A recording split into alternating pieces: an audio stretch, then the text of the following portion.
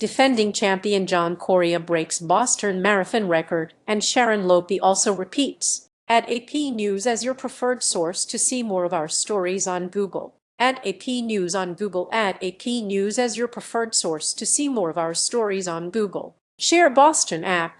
John Korir outran the strongest field in Boston Marathon history and still had enough energy left to bounce around Boylston Street after learning he had blistered the course record. 2. The defending champion rode a tailwind on Monday to the fastest finish in the race's 130-year history, winning in 2 hours, 1 minute, 52 seconds. That was 70 seconds faster than Geoffrey Mutai's then-world best in 2011 and the 5th fastest marathon of all time. Korir said he knew he was on a record pace at the 40-kilometer mark, but he didn't bother to check the clock as he crossed the finish line. He was informed of his accomplishment by Boston Athletic Association President Jack Fleming and jumped for joy. "When they told me I had run the course record, that's when I started to be happy," said the 29-year-old Kenyan who last year joined his brother to become the first relatives to win the race. "I knew I would defend my title, but I didn't know I could run that fast." Sharon Lokedi joined Korir as a back-to-back champion, winning the women's race in 2:18:51. A year after she shattered the course record by more than 2 minutes. The winners received $150,000 and a gilded olive wreath sent from the plains of Marathon, Greece. Korir will receive another $50,000 for the course record. Alphonse Felix Simbu of Tanzania, who was 55 seconds back, and 2021 champion Benson Kipruto, another 3 seconds behind him, also were fast enough to beat the previous record on the hilly course that typically rewards racing strategy more than foot speed. Read more. Kelvin Kiptum holds the marathon world record with a 2:0:35 on the flatter Chicago course in 2023. "Boston is not usually about time," Kipruto said.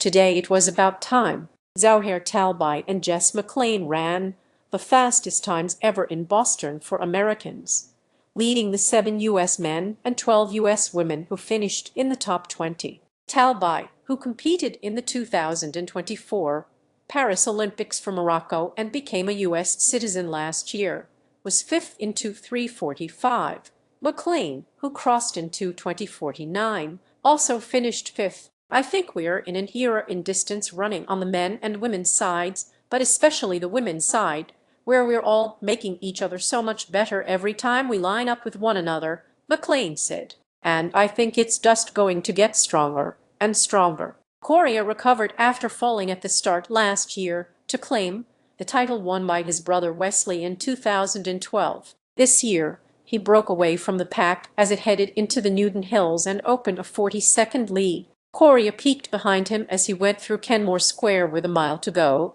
sticking out his tongue and spreading his arms as he ran down Boylston Street. Lokedi moved toward the front of the pack around mile 17 and charged up Heartbreak Hill to pull ahead. On a day that started in the 30s but warmed to 45°7° by the start, Lokedi pulled off her gloves as she went through Coolidge Corner in Brookline and smiled her way down Boylston Street.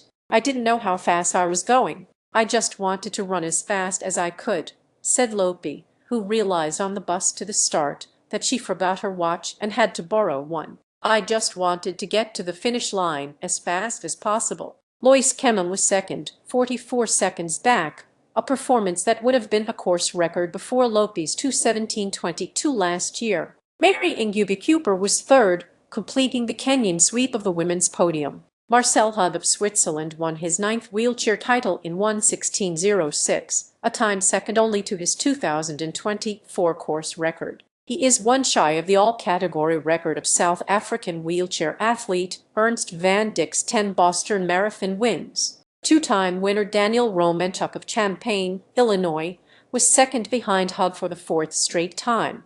In the women's wheelchair race, Eden Rainbow Cooper of Britain won her 2nd Boston title, finishing in 1:30:51 to beat runner-up Catherine Debrunner of Switzerland by more than 2 minutes. The athletes arrived in Hopkinton with frost on the ground and temperatures in the 30s. Although it warmed up through the day, it was the coldest starting temperature since 2018, when 38-degree temperatures combined with a headwind and driving rain that led to the slowest winning times in more than 40 years. But the clear skies and a tailwind on Monday had the fastest field in the event's history, expecting fast times for the second year in a row. Obviously, the tailwind played into a lot of the approach, McLean said. You don't get these conditions every year, so if you're going to go full send and carte diem, this is the year to do it. And that was kind of the mindset. Runners may have noticed some changes this year, with the race turned into a crowd scientist for help in spreading things out a little so they don't face bottlenecks on the narrow streets of the 8 cities and towns along the course. And at the start is a new statue of and by marathon pioneer Bobby Gibb, the first statue on the course honoring a woman. Jack Fleming, who is serving as Grand Marshal on the 50th anniversary of his run for the Hoses, said the weather was the polar opposite from the day of